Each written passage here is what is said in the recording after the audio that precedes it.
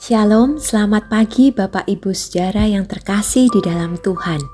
Kita berjumpa dalam perjalanan 38 hari karya Roh Kudus sepanjang sejarah gereja.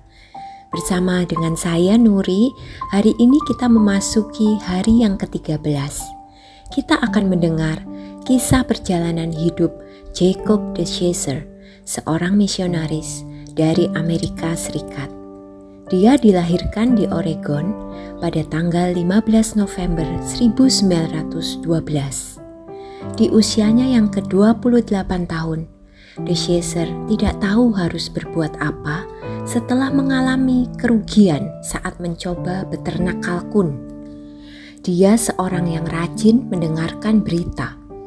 Dan saat itu ia mendengar bahwa kondisi dunia sedang kacau oleh peperangan karena tentara Jerman dan tentara Jepang.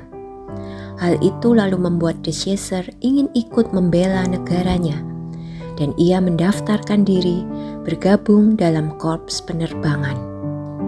Pada tanggal 7 Desember 1941, DeShazer mendengar bahwa Jepang menyerang markas besar armada Amerika Serikat, Pearl Harbor.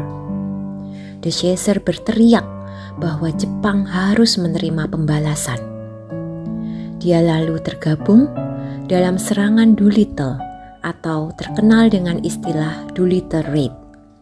Dia sangat marah melihat kekejaman tentara Jerman dan tentara Jepang. Namun dalam persiapannya sebelum terjun dalam Doolittle Raid, jauh dalam hatinya DeShazer mulai berpikir, berapa hari lagi saya masih bisa hidup? Kalau saya mati, saya akan pergi kemana? Tapi saat ikut dalam serangan Doolittle, dia juga merasakan ada semacam kepuasan dan kepuasan dalam dirinya waktu dia menjatuhkan bom-bom ke atas kota Nagoya, Jepang. Sialnya, pesawat DeShazer lalu kehabisan bahan bakar. Ia menyelamatkan diri dengan cara terjun payung dan mendarat di pemakaman di daerah Cina yang dikuasai oleh Jepang. DeShazer ditangkap dan dibawa ke Tokyo. Di sana ia disiksa, dipukuli, dan menderita kekurangan gizi. Dia terjebak dalam kemarahan dan dendam sekaligus dalam ketakutan. Saat itu DeShazer berpikir kembali, apa sebenarnya makna hidup ini? Apa makna iman dan pengharapan? Bukan suatu kebetulan, DeShazer mendapatkan bacaan dari pengawal yang membagikan buku-buku ke seantero sel. Buku itu ternyata sebuah Alkitab yang mengubah hidup DeShazer secara luar biasa. Ia membaca firman yang terambil dari Roma pasal 12. Yang banyak menuliskan tentang kasih, seperti janganlah membalas kejahatan dengan kejahatan. Jangan kita kalah dengan kejahatan, tapi balaslah kejahatan dengan kebaikan. DeShazer juga membaca 1 Petrus 4 ayat 8 yang berbunyi, tetapi yang terutama, kasihilah sungguh-sungguh seorang akan yang lain, sebab kasih menutupi banyak sekali dosa. Sungguh luar biasa sapaan Tuhan dalam hidupnya, membuat DeShazer berjanji kepada diri sendiri untuk memaafkan musuh-musuhnya.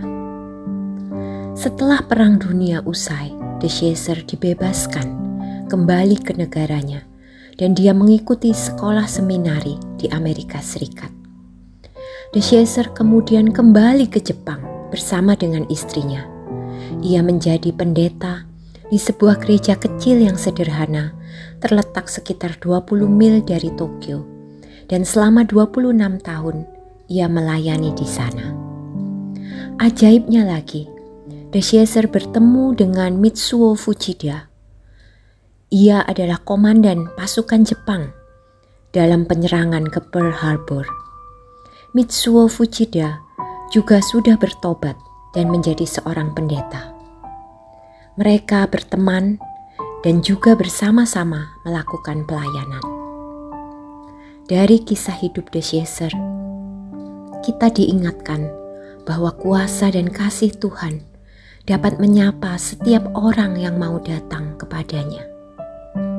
Sapaannya sanggup mengubahkan hidup setiap kita, bahkan mengubah seseorang yang penuh dengan kebencian menjadi orang yang dapat mengampuni dan penuh dengan belas kasih.